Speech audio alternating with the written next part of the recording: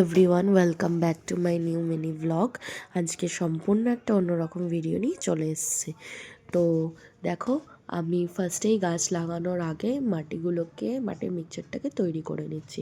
তো আমার কাছে ছোট মাঝারি সব ধরনেরই টব আছে। তো ওই টবগুলোকে আমি আগে থেকেই ছিদ্র করে রেখেছিলাম। তো এখন শুধু মাটিগুলো ফিল করে দেওয়ার পালা। তো মাটিগুলো এক এক করে টবের মধ্যে আমি পরিমাণ মতো নিয়ে নিচ্ছি। তারপরে আমার মাটিগুলো ভরা হলে এক এক করে আমার গাছের কাটিংগুলো যেগুলো রাখা আছে ওই কাটিংগুলো আমি টবের মধ্যে বসিয়ে দেবো।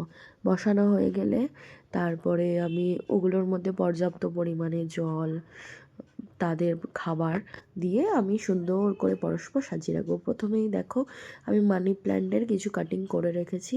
তো এই কাটিংগুলো আমি এক এক করে টবের মধ্যে বসিয়ে দেবো।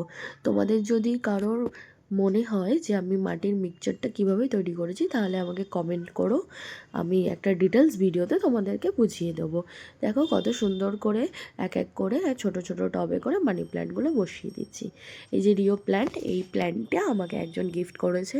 তো এইটাই আমি ফার্স্টে সুন্দর মতো বসিয়ে নেব। তো এইটা বসানো হলে আমি তারপরে এর মধ্যে যদি মাটি লাগে তো আমি আরও একটু মাটি অ্যাড করব। তো হয়ে গেল।